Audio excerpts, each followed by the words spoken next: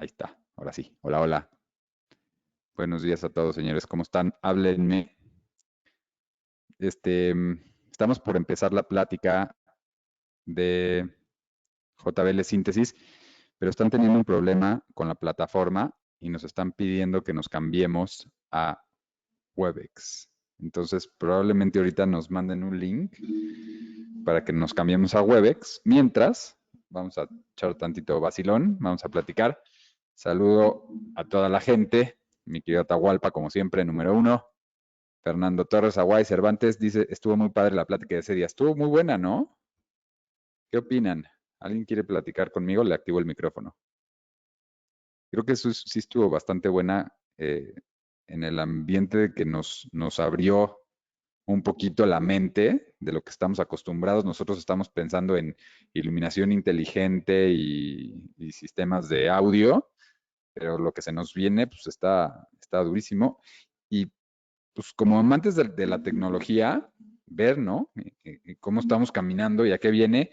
Y el chiste, lo que yo pienso es que nos tenemos que adueñar del mercado de la tecnología, porque hoy en México, por lo menos, cuando la gente necesita tecnología de cualquier tipo, pues nos buscan a nosotros, ¿no? Entonces, necesitamos adueñarnos de los mercados y aprender otras cosas que no son solo relacionadas con lo que hacemos para convertirnos en expertos de la tecnología en general y no solo expertos de la tecnología para las casas y ser una fuente a donde los clientes volteen y busquen para cuando tengan alguna necesidad, alguna duda o quieran algo de tecnología. Entonces hay que estar abusados. Fíjense que lo que más va a crecer en el mundo va a ser la tecnología. Nada va a crecer más que eso. Todo va a crecer, haz de cuenta. El deporte va a crecer, pero va a crecer con tecnología. La comida va a crecer, pero va a crecer con tecnología. El entretenimiento va a crecer, pero va a crecer con tecnología. Nosotros vamos a estar amarrados en todo lo que va a estar pasando en el mundo. Entonces, necesitamos apoderarnos del mercado. Como dice Jorge Luis, no solo la tecnología en ver películas, ¿no? Toda esa tecnología que estábamos viendo va a empezar a aparecer y la gente que no pudo escuchar la plática de ese día, de verdad se las recomiendo mucho, la vamos a tener en el canal de YouTube. No sé cuánto tiempo tarden ellos en darnos el video, pero hay que subirlo al canal de YouTube, Control Fuera en español. Les voy a pegar aquí el link para que lo tengan. Los que no se han suscrito, por favor suscríbanse. Aquí está, se los voy a pegar aquí en el chat. Está bueno, tenemos de verdad cosas interesantes para los que les interesa aprender y les interesa saber más de Control 4 y de tecnología en general. Ahí métanse. Tenemos mucho contenido y muy bueno, ¿ok? Para todos ustedes. Voy a pegarles aquí el link a Webex. Es que les voy a explicar qué está pasando. La gente de JBL Synthesis quiere pasar un video con audio y por alguna razón no está saliendo el audio. Entonces quieren cambiar a Webex. Nos vamos a tener todos que mudar a Webex. Pero me voy a quedar yo aquí recibiendo a los que siempre llegan tarde para estar mandándolos para allá.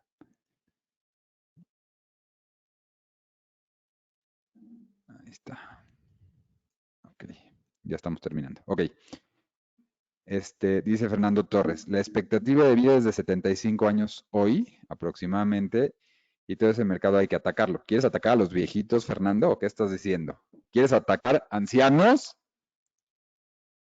Dice, para que en los años de retiro de las personas de 30 o más de hoy puedan disfrutar de todo eso. Yo leí un artículo hace no mucho en donde dice que con alguna asistencia vamos ya a empezar a vivir 150 años. Obviamente son bobadas, pero sí va a subir drásticamente con la tecnología la expectativa de vida, ¿no? La asistencia, la detección temprana de enfermedades, la detección de accidentes, todo eso va a ayudar muchísimo a que la expectativa de vida suba significantemente y ya se nos viene, o sea, son cosas que tal vez soñábamos de chiquito, pero ya se viene, dice Rodrigo Campos, que 150 años con la misma esposa se desconecta él solito. Pues sí, pero siempre hay más, ¿no? O sea, ¿qué te digo, mi querido Campitos? No, es una realidad. O sea, toda la tecnología con la que soñábamos de chiquitos va a empezar a explotar ahorita, porque el desarrollo de tecnología es exponencial. Una vez que desarrollen, por ejemplo, el quantum computing, todo se va a desenvolver y van a empezar a pasar cosas, pues muy cañonas. Dice autodestrucción activada. Pues sí, quién sabe, eso hoy suena raro y mañana va a ser lo normal, ¿no? Hace que 200 años la expectativa de vida era de 30, 40 años y ahorita ya estamos en 75, 80. Son cosas que van a pasar, así que tal vez no nosotros, pero nuestros hijos van a vivir en un mundo totalmente diferente del que nosotros vivimos, total y absolutamente diferente. Así que agárrense, vienen cosas increíbles a los que nos gusta la tecnología. Dice Kamaji que ya existen las máquinas cuánticas. Sí, ya existen, pero no están en una forma masiva y global. Cuando pase esa explosión, que es la misma que hizo Steve Jobs con las computadoras y las laptops, pues esto se va a salir de control, ¿no? Dice Luis, urgen los hologramas para ya conocer al famosísimo Atahualpa. Mi querido Atahualpa, hemos creado un monstruo. Sí es un personaje, el señor Atahualpa. A veces ha mandado fotos de él. Se veía bastante deficiente en la cuarentena. Se los aviso, no se veía muy bien. Ahorita le voy a pedir que nos mande una foto para ver cómo se encuentra, cuál es su estado de salud actual. Dice Juan, hay un video que muestra la casa más inteligente. Está súper casero, pero lo que llama la atención es la interacción que desarrolló el amigo, que dice que le costó 3 años hacerlo. Paso la liga. Ok, lo que está haciendo este Richard, y lo están haciendo de verdad, es que están eh, creando un perro virtual que va a ser de AI real, o sea, sí lo está desarrollando. Yo creo que el próximo año, si nos platican algo, ya lo van a tener listo. Ok, Víctor Hugo dice que si le paso el link de Webex, con mucho gusto, nada más que lo estoy esperando, por eso estoy echando choros. Dicen, Atahualpa debe ser como un AI que solo existe en la red y en los webinars. Lo desarrolló Samudio. Seguramente sí. Bueno, ¿a dónde me lo mandaste? ¿Por correo? A ver, ahí viene el link.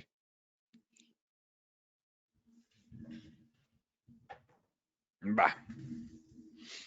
Entonces, aquí les dejo el link. Váyanse metiendo. Yo me voy a quedar aquí a jalarme a todos los rezagados un ratito.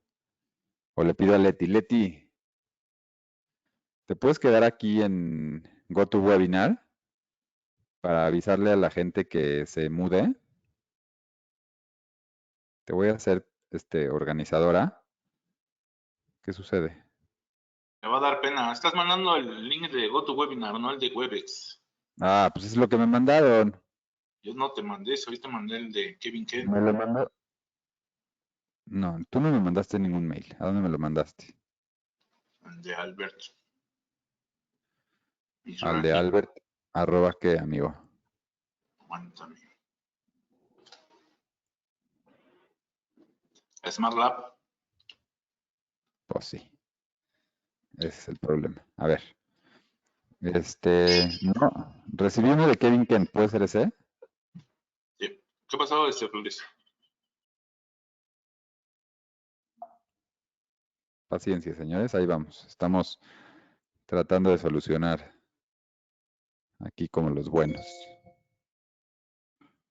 Como los buenos. A ver, aquí está. Es un Webex de Harman directo. Díganme si sirve el link. Antes de que se desconecten de aquí, Tenemos díganme buenas si sirve el noticias. link. ¿Cuáles son las buenas noticias? Que Kevin Ken ya lo tenemos aquí en el GoToWebinar y va a hacer la presentación en vivo. Entonces, ahí ya te está escuchando. ¿Va a hacerla aquí o la va a hacer en Webex? No, en GoToWebinar. Ya lo va a hacer ahorita en vivo. O sea, ¿ya nos olvidamos de Webex? No, ahorita nos quedamos aquí todos para irnos Aquí está Kevin, ya lo voy a convertir como presentador. Pero ya no te entendí, ¿nos vamos a quedar acá o nos vamos a mudar? Espérame, deja ver qué dice Flores. ¿Qué pasó? Hey, Kevin. I'm gonna make you presenter, Kevin.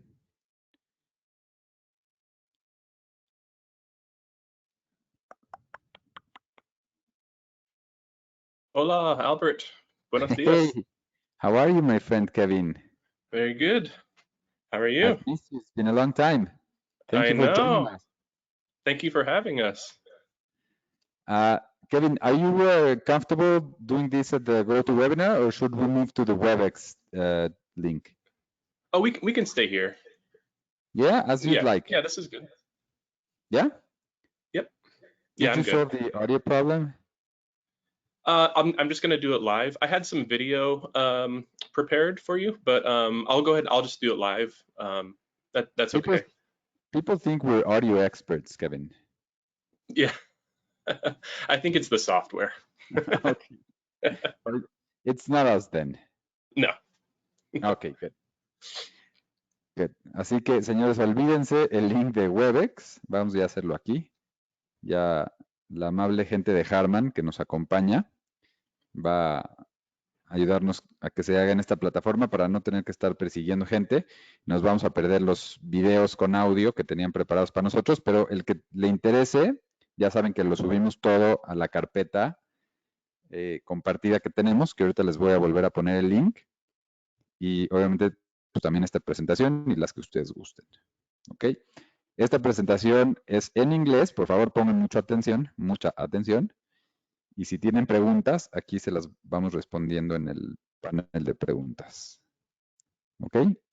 Dear Kevin, thank you very much. Is Chris joining us as well? Yes, Chris is here as well. Can I make him, you're going to present, right? So I made him panelist in case he wants to say something. Dear Chris, thank you for being here as well. I know you guys like you, Albert. You look great. Thank you. What do you think of my bicep? Very nice. Very nice. If I only had biceps. Yeah, I miss having you guys here in Mexico, but as I told them in the last webinar, we'll do it next year. We'll have everyone here and we'll have fun, I promise. Yes, absolutely. I miss Mexico City visits and seeing you guys. Yeah, we had some very, very good times, but we're excited with what the JBL and JBL Synthesis have for us now. People have been, we do a weekly webinar where we talk mostly about technology and Control 4 and audio and video systems, and people have been constantly asking for a JBL Synthesis theater design webinar.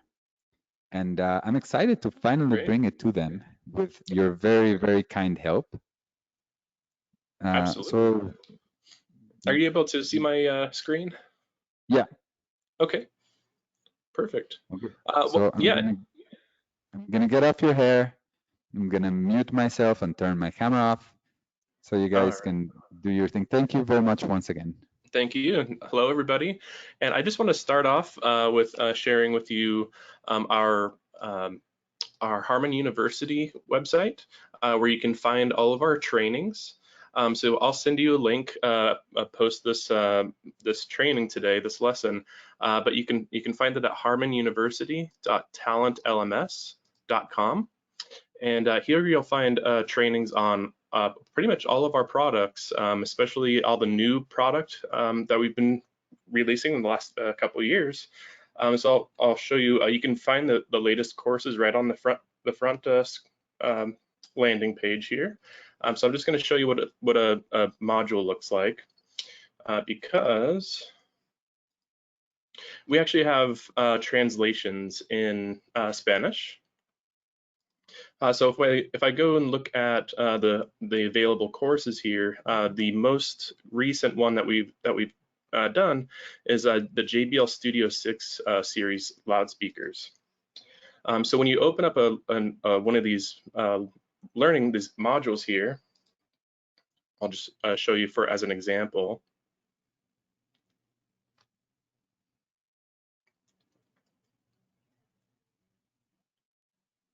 Okay, so you'll see once the module appears on the screen, before you begin, you can select Español, you can select Spanish translation. Anyone can log into the university, right? Yes, as long as you're a Harman dealer, or work for a Harman dealer. Anyone has access to this. So just go to the website and sign up. I'll get a notification of when you sign up, and you'll get access immediately. Ok, para la gente que le interese, este es un centro de entrenamiento en línea que creó Harman. Yo ya me eché muchos de sus videos y están muy buenos. Entonces, lo único que tienen que hacer es ir a Harman University y registrarse. Ahí les van a pedir pues, todos sus datos. Si les piden su número de dealer, le ponen ahí que son de dealer shop. Y Kevin personalmente les va a ir autorizando. Tienen mucho contenido. Mucho de ese contenido también está en español.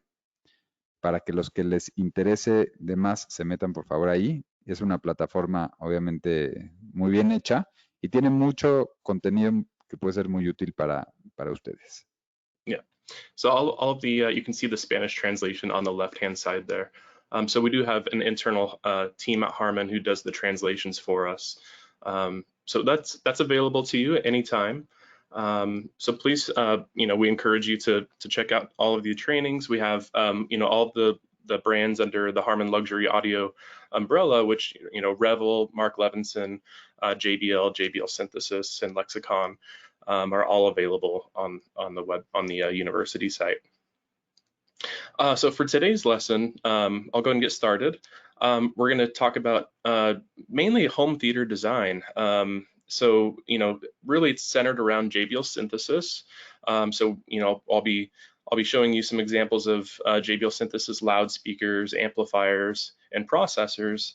But really a lot of this is kind of boiled down information about, basic acoustics and designing home theaters. So we'll go ahead and get started. So yeah, welcome to this lesson here. So just before we really dive into it, I'll kind of just go over just an overview of what we'll cover in the agenda. So we'll talk about the basic acoustics and how it can affect the overall system performance, as well as some loudspeaker specifications that you should take into consideration for optimal sound quality, and how we can achieve the best sense of envelopment using the most effective techniques in speaker placement.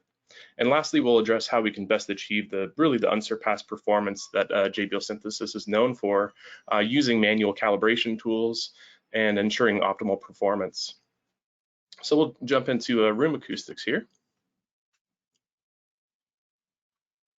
So the first question we'll address is, how does the room affect what we hear? And loudspeakers, of course, are the devices that produce the sound, but actually most of what we hear and measure in a room is reflected sounds in the room from the loudspeakers themselves. So what you're hearing is sound reproduction as changed by the environment that you're in at the time. And the effect of the room really depends on its size and shape, and also the surfaces and your own position in it. So that means the far off axis performance of loudspeakers is very important. So it also means that the acoustical properties and the reflecting surfaces around the room really determine what's heard and measured. So how exactly does the room affect what you hear? In a small room, early reflections occur over a short period of time, and in larger rooms, early reflections can occur over a longer period of time, and that characteristic we know it as this reverberation. So this is where we pay special attention to the acoustic properties of the room. There's a common specification for theater designs you might have heard of called RT60. That stands for reverberation time, and that's actually measured by the sound level decay of the room itself. So you can measure the time it takes for reverberant sound to decay 60 decibels is what the RT60 stands for. So if that takes 10 milliseconds, 5 milliseconds, that's how it's measured, from the original direct sound to the decay of the sound to negative 60 dB. There are generally 3 types of acoustic materials that can be used to treat room surfaces to achieve the desired outcome. And we can alter the room using absorption, reflection, and diffusion methods, as shown here. It's really a convenient fact that in a lot of cases, not all custom theaters need to be artificially furnished. Well-furnished normal living spaces, often, such as heavy carpet, sofas, chairs, drapes, and bookcases, that can often meet the less than 5 milliseconds RT60 requirement. That's generally the requirement that acousticians look for, less than 5 milliseconds. You can usually achieve that pretty well just with normal furnishings. But some reflective surfaces, as you can see here, can assist in creating envelopment, and some are better than others, but of course that's room dependent. But you can think of the wall, an adjoining wall, as a first reflection as basically a mirror. So it's effectively an acoustic mirror. So it's important that we start with a good sounding loudspeaker, so that has good off-axis response. So that reflected sound is spectrally similar to what you hear directly from the speaker itself. So if you use insufficient absorption, 2 inches or less, that can actually disrupt some of the sound reproduction in the room, because it's the sound that's reflecting off the wall. If you're not absorbing, full bandwidth, you're really kind of just turning down high frequency information. So in effect, you're turning down the tweeter, for example. So what we generally suggest for absorbing reflections is to use at least 3 to 4 inches thick absorbers. Anything less than that, you're essentially changing the sound of the reflection. So you want to have something that's a full bandwidth absorption material. And remember, if you do eliminate that first reflection, it'll also eliminate all of the subsequent reflections that happen afterwards. So if you do that, sometimes that ends up in an unpleasantly acoustic dead room. So same with diffusers. You also want to make sure, if you're using a diffuser, you want to have more than 8 inches as well to have a really full bandwidth scattering effect. Otherwise, you're basically changing the sound of that reflection off of the wall.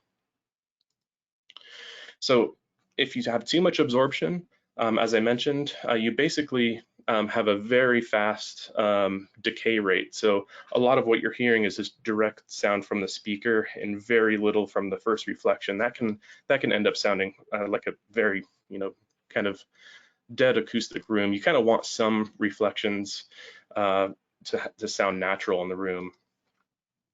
One thing you can kind of look for as well, as a general suggestion, if you do decide to use room treatment, we recommend mixing up the various surfaces as you see here.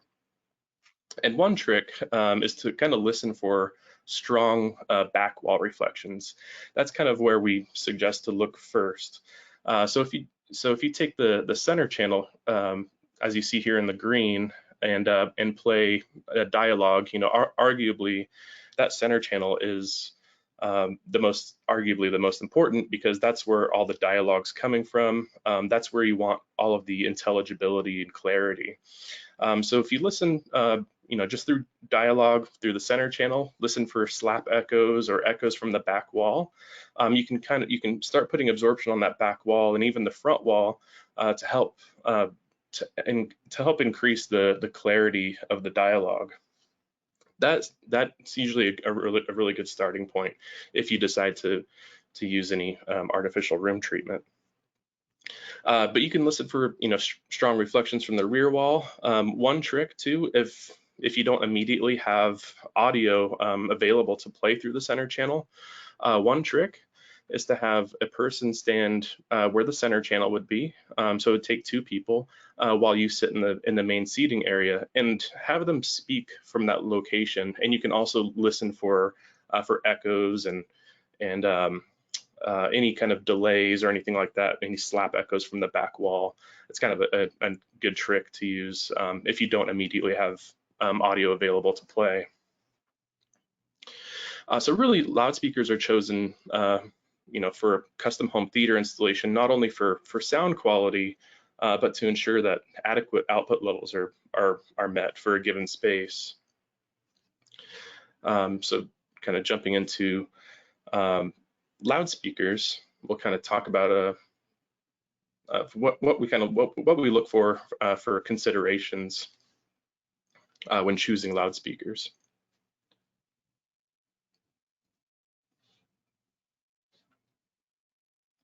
And there are several specifications to take into account when designing a home theater system. One is power handling, which is the amount of amplifier power that the loudspeaker can handle without damage to it. So really, that's the first thing we look for is power handling and how much output we need for a given size of room. Another is loudspeaker sensitivity, and that's specified by a sound pressure level taken at 1 meter distance or 1 watt from the loudspeaker.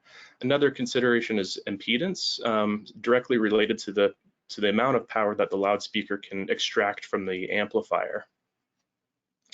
And the other thing we want to know is the directional characteristics of a given loudspeaker, which describes the horizontal and vertical dispersion, or the coverage area of a full range loudspeaker, shown in degrees. And JBL Synthesis speakers and power amplifiers are actually designed to work together for optimal performance. Very early on in the development stage when we develop the products. So it's convenient that you don't have to think or worry about matching the devices. A lot of these systems are kind of pre-packaged as starting points. So you can start with kind of one of our standard packages and customize from there. And before I get too much further, I just want to show you an example.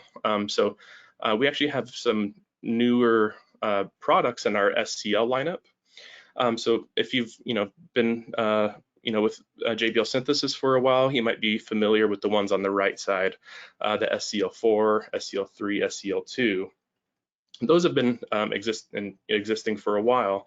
One of our brand new products is our flagship SCL1, and that really it's made for a built-in installation behind a projection screen, but it allows for very high SPL, very flat and accurate response as well. So if you're going for a really big theater, really big flagship system, the SCL1 is the one to go for. And then we have our brand new expansion line, so the SCL5, SCL6, SCL7, and SCL8. And you can see the price points are much lower as well. They complement our new AVR, the SDR35, and we also have the SDP55, both of which are our 16-channel processors at a lower price point. They really complement each other. They're really great for small rooms and integrating pretty seamlessly in different ways. And we'll talk a little bit more about how these speakers can be implemented in just a little bit, but you can see we actually have some angled coverage on some of these newer models that really help with decreasing any issues in the sound field area. So kind of moving on here. So really what we look for is our timbre matched loudspeakers. Really the performance and considerations, really in addition to the sonic characteristics, it's important that we kind of match how they sound spectrally. So really it's called timbre matching. So it's timbres the kind of the overall character or tonal quality of the sound, and it's really one key to truly immersive audio. In order to hear the sound seamlessly image as it moves from one speaker to the next, we want to achieve this through using loudspeakers that are timbre matched, because it's almost close to impossible to do that without doing that. So it's really essential for all the speakers to have a similar sonic characteristic. And viewing the SCL models, you can see the horn geometry is similar in all the models, and as well as the waveguide technologies that are used throughout the line. So they have a very similar on and off axis performance. We also use matched drivers, compression drivers, and voice the loudspeakers to really accomplish it. And because home theaters are generally designed to house multiple listeners and multiple rows of seats, really there are many theaters that'll end up with seats outside of the listening area. So extra care is taken to ensure that all synthesis speakers have similar voicing. And finally, subwoofer blending is critical to the performance, and it affects the spectral balance of the whole system, really. So really, if you think about the blending from the subwoofers to the mains, the system really should have equal energy at every note. So you shouldn't necessarily hear the subwoofer, but it should integrate perfectly into the main array of loudspeakers. So I'll kind of show you. So you can see when you combine the performance of the subwoofer and the mains, you want to have a seamless integration between the two, and you can see where they're combined. It creates a very smooth transition from the subwoofer to the main speaker. And there are a number of controls available to really facilitate that integration. All the SCL models are designed to work with a subwoofer to produce true full range sound. So you can see here in the audio video processor setup, what you want to do is set your speaker types, crossover, and slope. So generally, all SCL models are designed to work with a subwoofer. So generally, we'll set we'll enable bass management for all of the channels. So the subwoofer is supporting all of the speakers in the system.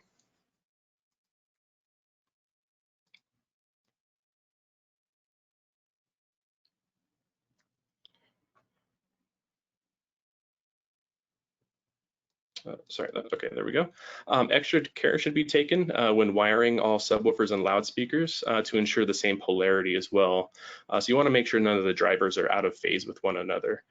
Just as a single loudspeaker can be a multi-way device, it's the same idea with the subwoofers and the main speakers. They should work seamlessly, so they essentially work as a complete full range system. And if any of the loudspeakers in the system are unable to reproduce sound to the default 80 Hertz crossover, it's necessary to set the crossover frequency in the AV processor adequate for that speaker, so there's no gaps or holes in the system frequency response. So you can see here as an example, you might have height speakers like in-ceiling speakers that can't play bass, lower than 120 Hertz. In that case, you can actually set the bass management so the subwoofer is supporting all the way up to 120 Hertz where that speaker, is unable to perform. So you don't have any gaps or holes in the frequency response. So with that being said, I just want to show you just a quick example. So on our AV processors, the SDP55 and SDR35, these are 16-channel processors, and you have a variety of ways to set it up for multi-channel systems. And really, you can think of the AV processor as the heart of the system. So we'll touch on just a couple aspects of it here, but I just want to show you some channel configuration options and how that speaker setup works in the processor. So this is a view of the back panel, and you can see there are 16 outputs. and there are several output configurations, but the first 12 channels on the SDR35 and SDP55 are dedicated to fixed channels. And so those are, so the first 12 here, the front left, center, surround left and right, and the surround back left and right. And then we also have fixed outputs for Atmos as well. So your front height pair and your rear height pair. So your in-ceiling speakers for Atmos and the immersive audio formats. Then if we look at channels 13 and 14, you actually have two options. You can identify those as front wide channels or for two front subwoofers. One nice thing about the SDR35 and SDP55 is they have built-in calibration and a license for direct live bass control. So you can actually calibrate 4 independent subwoofer channels. So if we look at channels 15 and 16, you have an option for middle heights, center height and top, as well as rear subwoofers. So you can set up easily a 7.4.4 system, which would be 4 independent subwoofer outputs, and that calibration method optimizes all the subwoofers in the system, as well as the main array of loudspeakers. And if we look at the how to set that up in the processor, that's just a couple screenshots here. We can select channels 13 and 14 for front wides, for example, or we can set them for front subs. We can also set the crossover point. So as I was mentioning, if the speaker can't reproduce, sound, low bass frequencies, you can adjust that crossover frequency. So if you want to set the front heights to 100 Hertz, you can do that there, and it's adjustable every 10 Hertz. And you can also adjust the filter slope. So as we showed earlier, these are the settings you'll want to set. Crossover at 80 Hertz, the crossover slope at 24 dB, as well as the crossover point.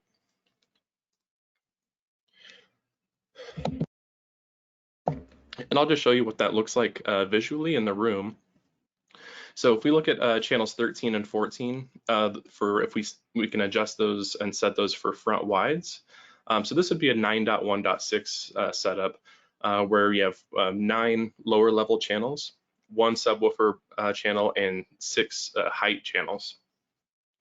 So you can set channels 13 and 14 for front left wide, channels 15 and 16 for middle heights, and 1 subwoofer output feeding 2 subs in this example.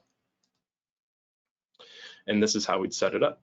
So channels 13 and 14 on the front panel set to 80 Hertz, small, and channels 15 and 16 set to small middle heights as well.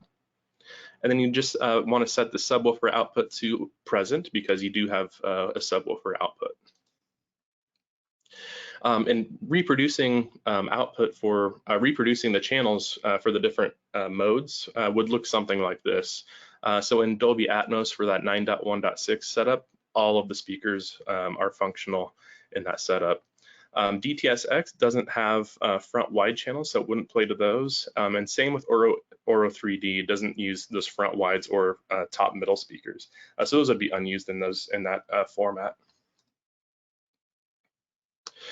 But if you want to set up a system, as I mentioned, for the best bass response, you can do a 7.4.4 system where the 4 subwoofers have independent channels, and that can be calibrated using the direct live bass control that's included with the processor. So this is a really good way to really set it up for the best bass performance with 4 independent subwoofers. And this is how you'd set it up. So channels 13 and 14 would be set to front subwoofers. Channels 15 and 16 set to rear subwoofers. And because we're not using the actual the dedicated subwoofer output, we'd actually set the subwoofer to none because we're using the independent channels for subwoofers. So we'll go ahead and go back to the main part of the training here. But yeah, I just wanted to show you, how we would set that up in an AV processor using our latest products.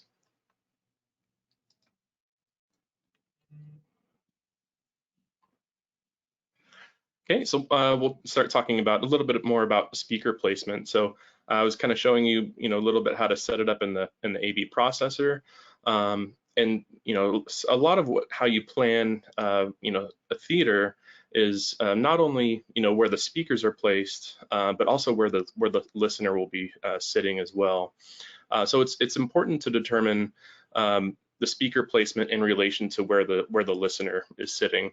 So really that main listening position should be established first, because that's the best seat in the house. It'll also be the best place to sit for the video display. So all the locations of the loudspeakers are really determined with reference to that middle seat. All calibrations of sound level and delays are set for that seat as well. So that really determines accurate arrival time for that seat, as well as all the speaker levels. And really the best sense of envelopment occurs from front to back of the room. So if we look at that front to back center line, that's really the people sitting along that front to back line in the middle will have the best sense of envelopment for these immersive audio systems. So really, every theater should have a prime listening position, and as well as a center line of the room, if at all possible. When designing a multi-channel audio system, really one of the most problematic areas is how to deliver good bass to all the listeners as well. So bass pressure actually builds up at the back of the room, as you see here, naturally. So it tends to build up in the corners and at walls, so it's best to avoid seats close to back walls. The bass, if you have a seat against the back wall, the bass will be wildly different for that row of seats. It'll dominate. So those for those listeners, compared to the listeners toward the middle or front, they're going to have a lot more bass than anyone else. So if possible, it's best to keep them up away from the walls, and then you can dial in the bass that's good for everybody. And talking about creating envelopment, really given the locations of the ears on our head and the shape of our ears, it's really the differences between the sounds arriving at the ears that generate illusions of spaciousness. So stereo, for example, is not necessarily ideally suited for creating spaciousness. In stereo, the wider the separation between the speakers, you get a better spatial effects, but you have a higher risk of an uneven soundstage with a hole in the middle effect. So this is why we generally stay around the plus and minus 30-degree mark when it's placing front, left, and right speakers. It's adopted as kind of the best compromise. So when we add more channels, each channel can deliver more impressive effects and do so for more listeners. With the rear channels, those provide some of the kind of the flyover effects that you would hear in a 7.1 configuration. So in that case, the side channels can be moved slightly forward for an improved sense of spaciousness and envelopment. And I'll show you an example of that here in a moment. But in contrast, the reflected sounds that are arriving at the front and rear, they really don't do much to generate desirable illusions of spaciousness, whereas the delayed sounds arriving from the sides are very effective for envelopment. So those are good locations for speakers. So if we look at a 5.1 system, originally how Cydia recommended and still does for a 5.1 system, they traditionally place the speakers back a little bit, but once you move to a 7.1 system, you want to move those side channels forward because you're really filling in the gap between the front speakers and the next pair of speakers to the side. So you're kind of filling in some of that space. So that's just kind of we see this a lot going, to different jobs. Maybe someone will be upgrading from a 5.1 system to a 7.1 or even more than that. So it's just important if you are moving, to a higher channel count system, to move those side channels forward. You get a much better sense of development, and you still get those flyover effects using those rear channels. And if we look at the latest recommended speaker layout, is clearly a step-up system for a number of listeners as we move toward adding more channels for immersive audio formats such as Dolby Atmos or Auro 3D. Ideally, we'd have a speaker every 30 degrees for absolutely seamless immersion around the listening area. But it's not feasible. We can get pretty close to that using our 16 to 32 channel processors now. And there are some speaker placement rules that we can abide by to achieve, very good results. So here's an example of an 11.4.8 system. So really our original 7.1 configuration remains largely the same, with our front speakers remain at about the 30 degree mark, the side channels about 90 degrees or slightly in front, and the rears, again, pretty much the same layout you would see in the 7.1 system, just with more speakers added to the system. So we can start adding the front wides as well as the height channels. And you get a really good sense of envelopment as well, adding the height channels and keeping them in line with the front, left, and right speakers. You generally want to keep those in line as you move back. There are some exceptions to that, especially with some of our newer models of speakers. So if you have an angled speaker that aims the sound off axis, for example, you might move the speakers outside of that line a little bit. But generally, if it's a down-firing speaker, you'll get a really good sense of development, keeping those height channels in line with the front, left, and right speakers. And then for subwoofers, we generally recommend having them as wide as possible. If you place them in a corner, you're going to get the most loading. So you get, you can get 6 dB or even 9 dB more output gain from a subwoofer when you place it in a corner. But there are things you want to kind of address when doing so, which we'll talk about in a moment. Another thing to keep in mind are speaker angles. So optimally, each speaker should be on axis with the main listening position. So that means angling the speakers toward the main listening position. Understandably, this isn't practical for a lot of installations, but you'll certainly get the best performance from a front-firing speaker when doing this. Another option is to use a speaker that's designed with an angled baffle. In which case the speaker can be mounted flush with the wall and placed accordingly so the speaker is directed toward the main listening area. So I'll show you an example of one of our newest models of loudspeakers here. The SCL5 and SCL8 are new in-ceiling models. They're specifically made for Dolby Atmos and immersive audio applications. They're actually angled with a 45-degree aiming at toward the main listening position. So 45 degrees is actually considered on axis for these models, and I'll show you what I mean.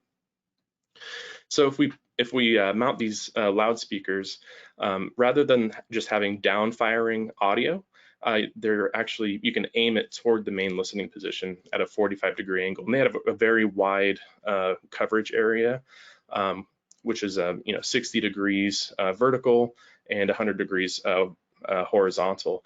But you can see here, if you place it in kind of the typical location where you would front height channel, you not only have coverage for the front row, but you have coverage all the way back for all of the rows in the seating area. So that's the SCL5 and SCL8 in-ceiling models. We also have the SCL7, which is the in-wall model, and this loudspeaker is angled 15 degrees. So it works really well for front wide channels, so it aims the speakers back toward the main listening position. But a really good application here, and you can think of it as a solution to use as a center channel if you're using a display rather than a projection screen, is mounting the SCL7 above or below the display, and it actually angles the sound down at the listening area. So this is what it would look like. The SCL7 is mounted flush with the wall above the display, but it's actually angled. It's actually firing the audio down toward the listening area at a slight angle. So it's not pointing, aimed at the back wall, for example. You're actually aiming it down toward the listeners.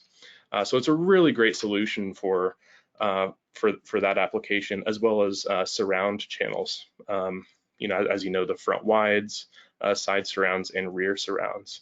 You can really aim the sound toward all of the seating area. So I just wanted to show you a quick example of those new models that really address this type of solution. So we're really excited about it, and we have a lot of new systems going in because they're brand new models. So it's really exciting to hear the feedback from the field. Okay, so if we look at the side view here in a moment, I'll show you kind of addressing it from the side view. So the height from the front channel loudspeakers, the tweeters, generally you want to align them at around ear height if it's a single row of listeners. The front and rear heights, we generally recommend a 45 degree on-axis performance. So you can see like our SCL5 and SCL8 in-ceiling loudspeakers, these are really ideal locations now for those SCL5s and SCL8s because they're aiming 45 degrees right at the listening position, for example. If you have top or middle speakers, those are directly overhead. And then the lower level surrounds, you want to keep them no lower than ear height, generally 18 inches above or so. And if you do have tiered rows, if you have multiple rows with a tier, you want to make sure the speakers are also tiered going back. That way the sound is coming from the same kind of horizontal axis for all of the listeners. And more systems are being installed with those flat panel displays, as I mentioned. So in this case, we've had very good results in all sizes of rooms by adhering to these two rules, which is angling the speaker down toward the main listening area, which we can achieve with the SCL7, and keeping the front loudspeaker tweeter height within 2 feet of from the center channel to the front left and right speakers to maintain a coherent front soundstage. Other exceptions are often made with regard to limited speaker placements.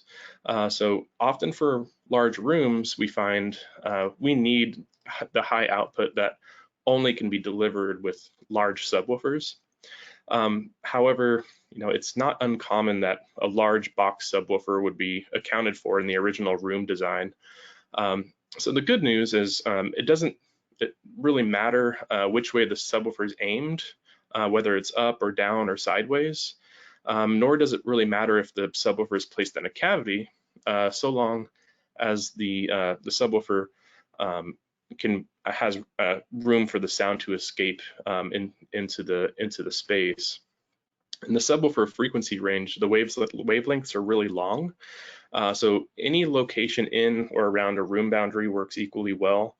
Just keep in mind if it's a ported subwoofer, the ports should be facing into the room, as you see here. But putting it inside of a cavity is a valid place to place it. In our evaluations, one of the most problematic areas is really how to deliver similarly good bass to everybody in the room. In our Harman research team, Harman X, based in the main portion of Harman X in acoustics is in Northridge, California, where we develop our loudspeakers. And our Harman research team has actually found through listening tests that bass quality actually accounts for 30% of the overall sound quality in any system. So bass is important. People like like to hear bass and they like to hear, you know, full range extension. So I think that's, you know, that's important to recognize. And we have, you know, a variety of solutions for subwoofers as well. So if we look at the subwoofer lineup in JBL Synthesis, we have 2 in-wall models, as well as 2 built-in models. And they're all dual woofer designs. The SSW4 is a dual 8-inch in-wall model. This is really good for retrofit systems. So if it's an existing house or an existing system and you want to, you know, just retrofit and put in a new subwoofer, all you basically have to do is cut the hole, run the wire, and install it. The SSW3 is more of a pre-construction install and installs against against the installation of the house. So that's really kind of a built-in in-wall design as well. But it's a really good solution for you know, not having a subwoofer out and in the room, or if you have limited space behind the projection screen, for example. And then we have our larger subwoofers, the SSW2, which is the dual 12-inch built-in model, and then the SSW1, which is our largest flagship model. It's a dual 15-inch model, which pairs with the SCL1, which is our flagship LCR speaker. So if you really want high output, you know, for a large room and you're looking for a flagship system, you'd be looking at the SSW1 and the SCL1s, for example.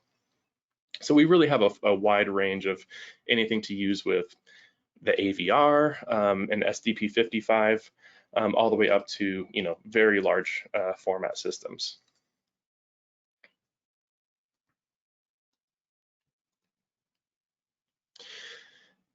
So, and base level and blending the mains are blending to the mains and the seat-to-seat variation is all important. One thing we look for is standing waves and how they impact the overall quality of how the system performs in a room.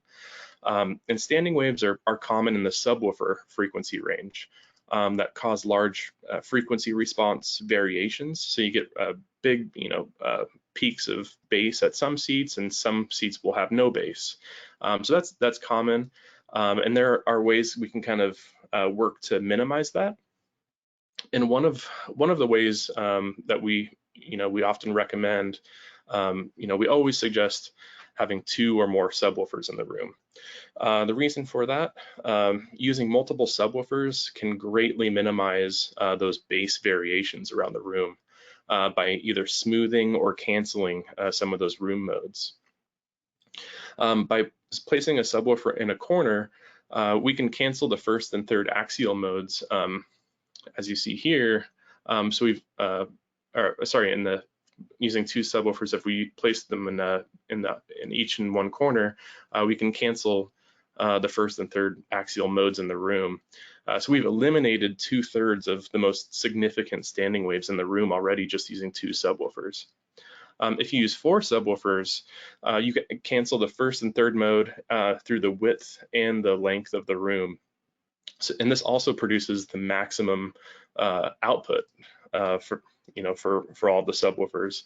So not only do you get really good blending of subwoofers, and you're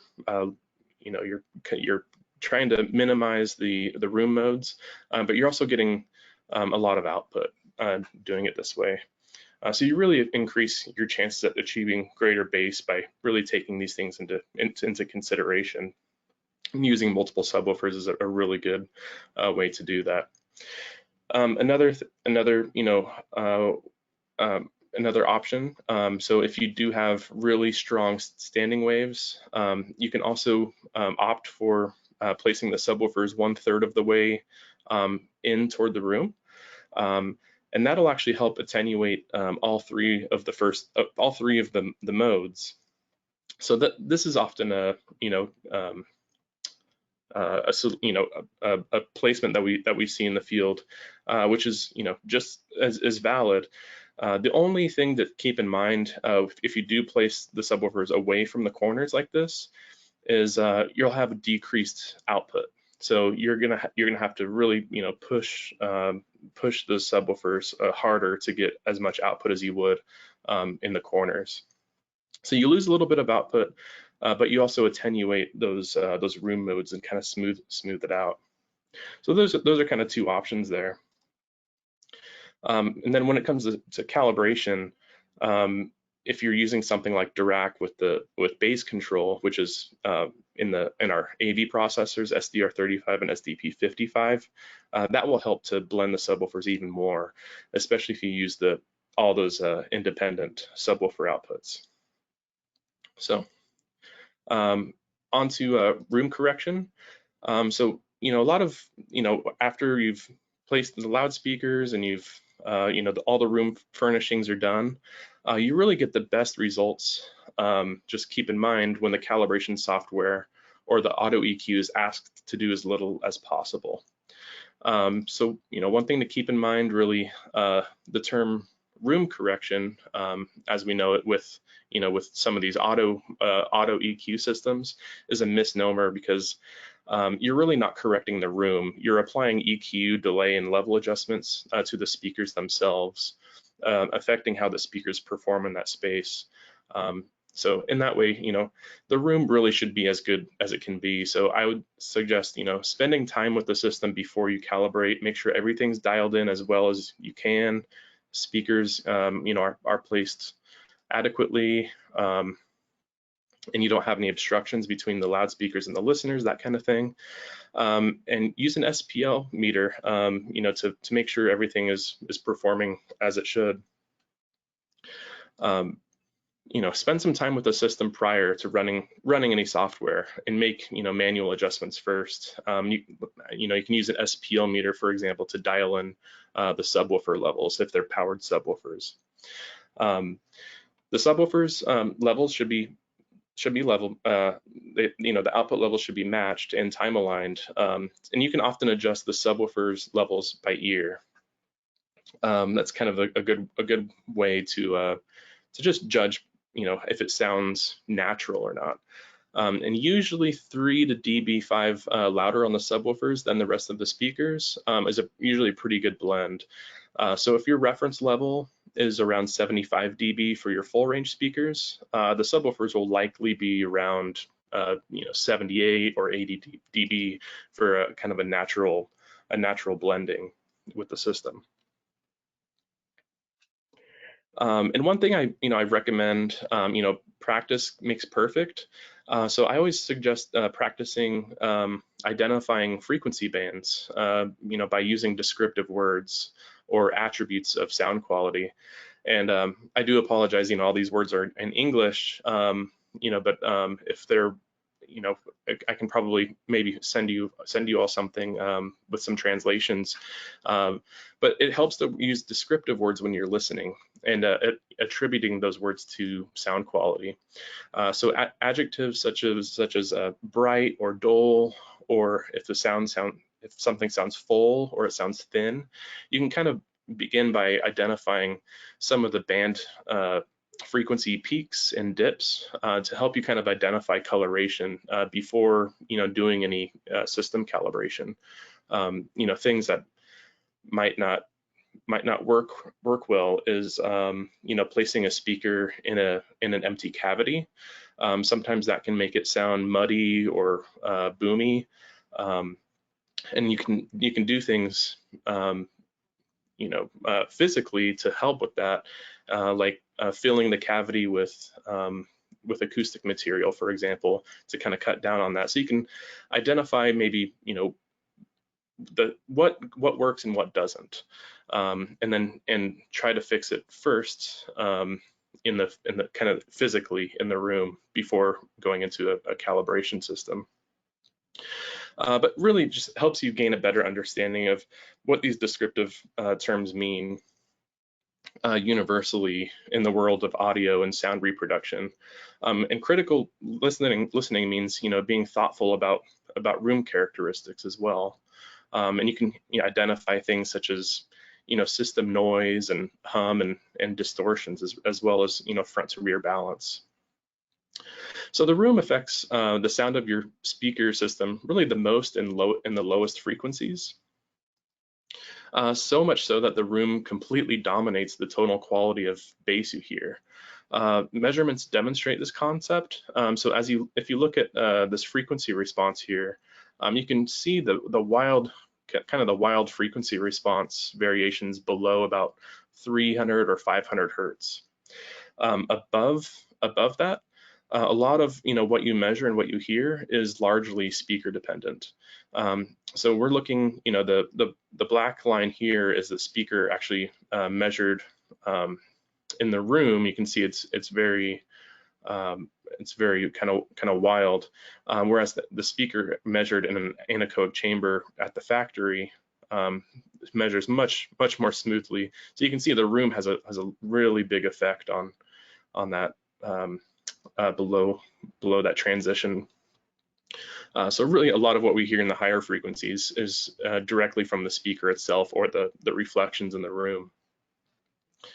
So it's important for speaker placement in that regard as well.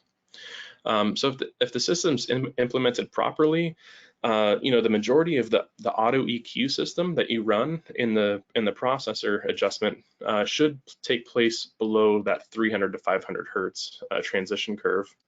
And when we use the calibration software, so a couple examples is the Dirac Live calibration that's built into the SDR35 and SDP55. We use what's called the Harman target curve. That can be found on our product page for download. And you can apply this target curve after you measure the speakers, which is an in-room steady state curve that we expect from a good sounding loudspeaker.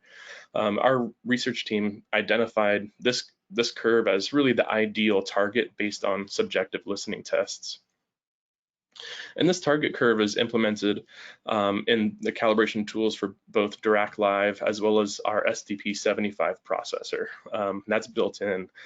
So Optimizer calibration is built into our higher end model SDP75.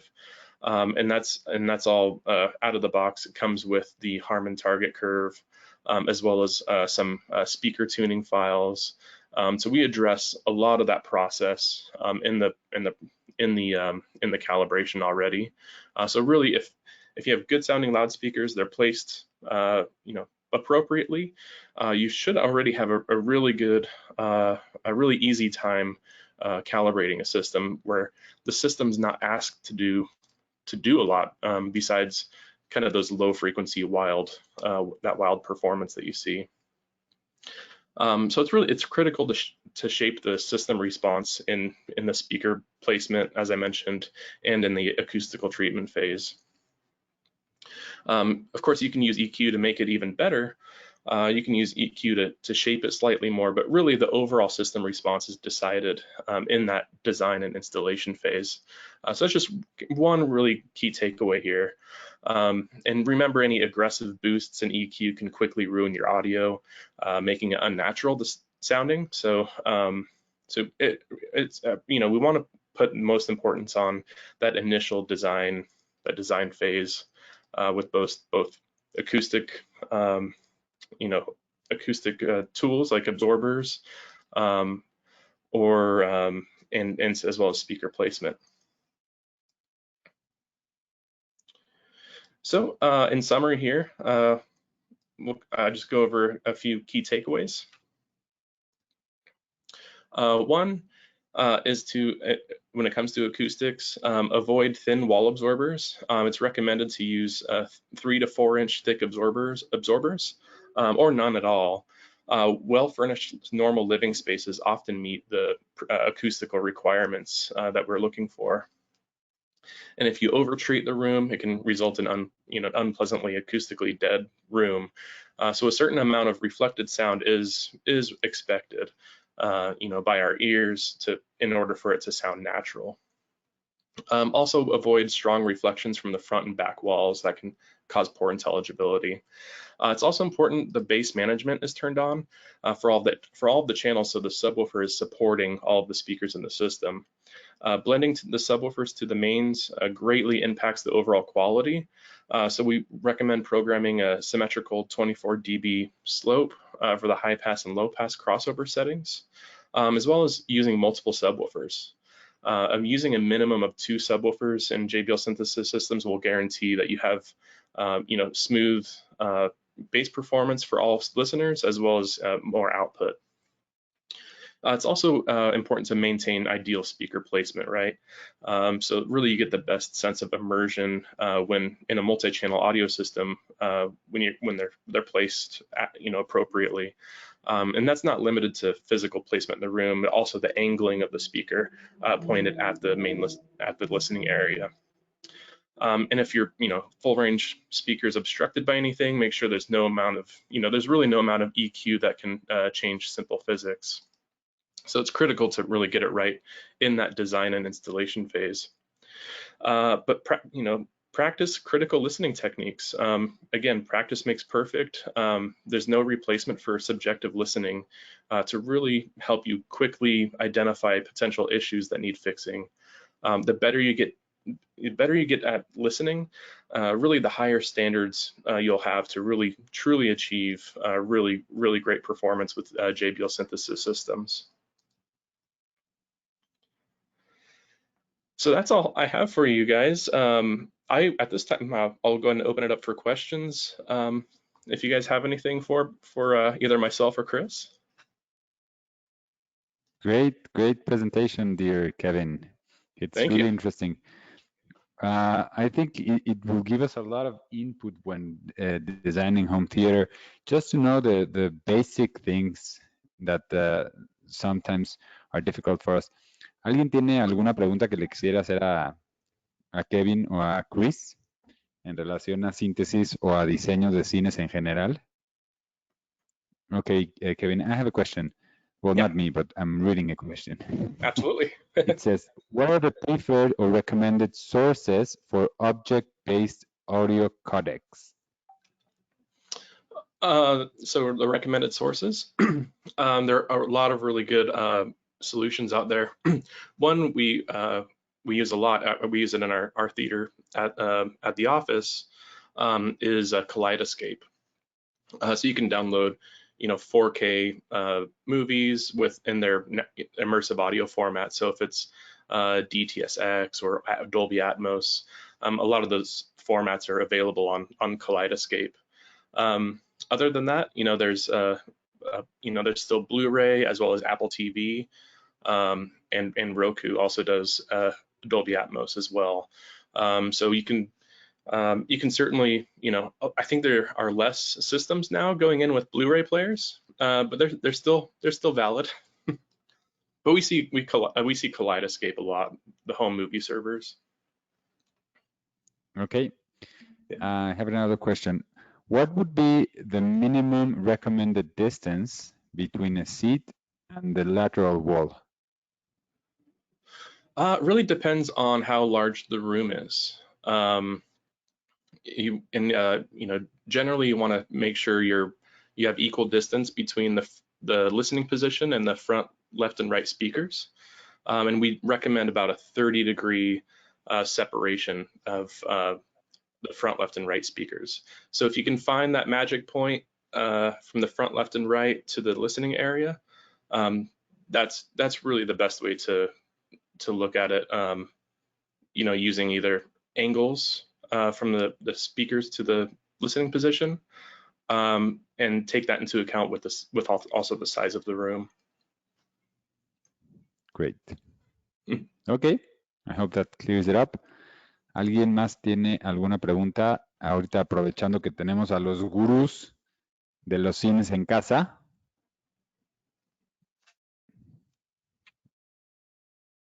Okay. I think they're all good. It was an amazing presentation, Kevin. It's been a long time since we've heard from you guys, and we're happy that we're together again, and hopefully we'll see each other in Mexico or someplace warm next year, my dear Kevin. Where are you right now? I am in Los Angeles. Oh, that's nice. Home sweet home. But yeah, I hope everyone's safe and stayed safe over the last year, and really great to hear from you all. And thank you so much for having us. Thank you, my dear Kevin. Another question they're asking is, what type of microphone do you recommend for the calibration? So for Dirac Live, we recommend the Mini DSP is the brand, UMIK1. It's UMIK-1. That's a calibrated microphone. When you go to their website, you enter the serial number of the microphone, you download a calibration file for that mic, and it's very accurate for both bass and high frequencies. Can you repeat of the name, the name, so I can write it down? Yeah, the brand is Mini DSP. Mini, B as in Bob, S as in Sam, P as in Peter? D as in David, S as in Sierra, P as in Peter. Mini Okay. DSP. And the mic is the UMIK1. Yeah. UMIK1. Yeah. Okay, there you go. Yeah, very accurate Good. microphone, especially with using Dirac. You want to make sure to, have as accurate measurements as possible, and that microphone does it for you. Okay, and they're asking if there is like a software that could help them design their theaters, something similar to the CD Designer. I've been using the CD Designer, and it used to have all your products updated, but they don't have the new speakers. We're working on adding those right now, actually. We had Okay. to take some additional measurements here recently to make sure that we had accurate data for them. So we're actually supplying that information to CD Designer right now. That'll be up very shortly. Okay, and you guys don't have a software they could use, right? No, we recommend CD Designer. That's our primary. Oh. Yeah.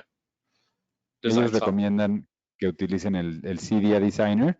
Obviamente, pues, los que no quieran pagar el CD Designer, aparte de que son bien codos, nos pueden mandar sus proyectos. Aquí les ayudamos nosotros en Dealershop a hacerlos, y también los podemos mandar directamente con Chris Robinson y Kevin a Estados Unidos, y ellos a veces nos ayudan también a hacer los diseños. Kevin, what is your ideal preferred speaker configuration for the best surround sound experience available today? Ooh, I would say use as many speakers as possible. Well, we have our SDP75 that uses has a 32 channel surround configuration, and you can pretty much have a multi-format speaker setup. So what I prefer, what I like to do is have it work for all of the formats, so Oro 3D, DTSX, and Dolby Atmos. So you can kind of cover the top speaker location, the center height, as well as your normal Dolby speaker locations. So you can listen to all of the listening formats without any compromise. You can usually get there by using a 16-channel processor or more. Okay, great. And another question. Which frontal speakers do you recommend for a system that's behind an acoustically transparent screen? Either the SCL1, the flagship built-in models, or the SCL2s. Those are in-wall models. Good. Mm-hmm. Okay. Great questions. Great questions, I agree. And tell me something, Kevin. Is it possible to upgrade SDPs or older SDPs so they can now reproduce 4K in HDR? Which models in particular? So the SDP75, for example. Yeah. Yep. It currently does 4K. And then on the SDR35 and SDP55, we will have upgrade boards. They currently do 4K, but we're coming out with a new HDMI upgrade kit that will that's compatible with HDMI 2.1. So that's an 8K upgrade on those models. And this is a like a board switch?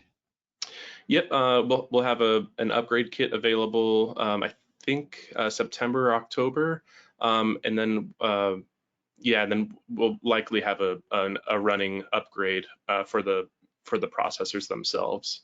So it'll be an option to upgrade the older units or buy a new one with the new upgrade. Great. Esta es una gran ventaja de los sistemas de JBL Synthesis, porque aunque instalemos un sistema muy caro, no quiere decir que se quede obsoleto. Podemos ir actualizando las tarjetas de video para que sigan siendo compatibles con los mejores y más actuales sistemas de videos disponibles. ¿Ok? Yeah, ¿Alguien más tiene alguna pregunta?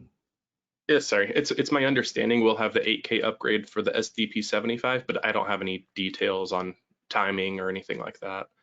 Yeah, the idea is that they know that their systems will not become obsolete, and Exactly. they will continually be able to upgrade them. Correct. Yeah, we'll have upgrade kits available. Awesome. Luis is asking, which new tech are you most excited for regarding home cinema? Ooh, that's a good question. I really like music playback personally. So I like watching, concerts and music videos, and listening to music in Oro 3D, the Upmix decoder.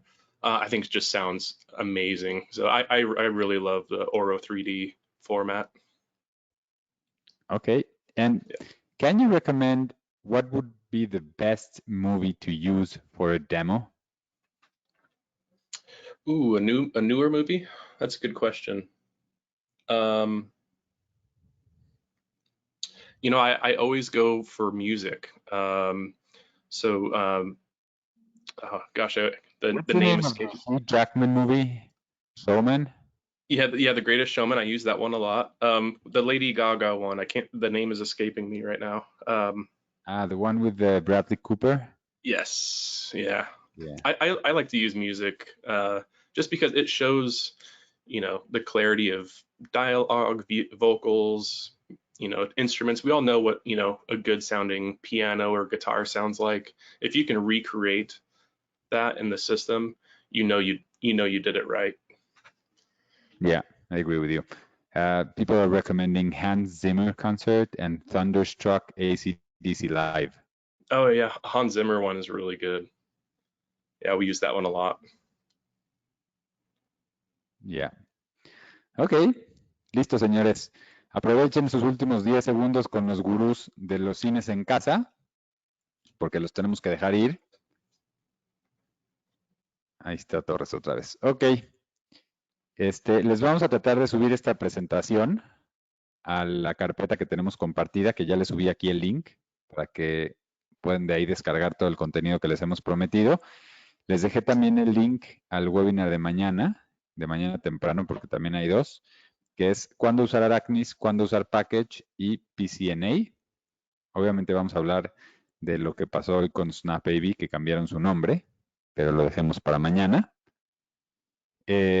Muchas gracias por estar con nosotros. Thank you very much, dear Kevin, dear Chris, all the people from Harman US and Harman Mexico that helped us connect. We enjoyed this presentation very, very much. Hopefully you guys can share it with us so we can share it with our dealers. And let's keep in touch, dear Kevin. Absolutely. And you can actually find this module and all of the training modules on our Harman University site.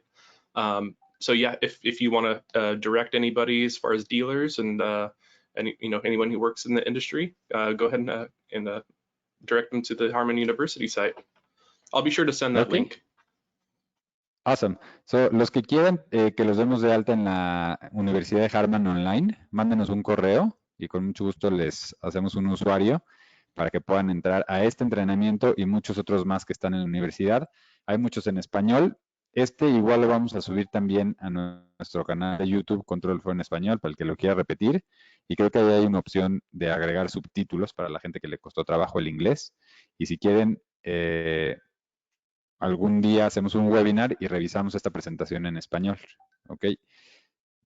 Ahí está el correo, seminario@control4mexico.com, para el que nos quiera escribir y pedir lo que ustedes necesiten. Con mucho gusto se los debemos. Bueno, casi todo lo que necesiten. Kevin, you're awesome. You're amazing. We love you Gracias. in Mexico. We hope to have you soon here. Chris, you were very, very quiet. We miss your voice. Are you okay? You still alive, Chris? I think he might actually be in a meeting. Yeah. Okay, don't worry. Oh yeah, I was Doing muted. our best. Oh, Chris. Hey, I'm here. No, thank you very much. What are I you think you're doing, doing a very good job. There was a lot of content to go over, and you had it well structured. And so I didn't want to interrupt him. But Yeah, we you did very appreciate good today, you. Chris. Thank you very much. Yeah. But I am here. I'm paying attention. Good to see you, Albert. And thank you for inviting us to your event. Thank you. Are you guys going to Syria this year? Yes, we will be there. Okay, so we'll see you guys there. Todos los que quieran ir a Syria, Excellent. en Indianápolis, Harman también les puede ayudar con una carta para sus visas.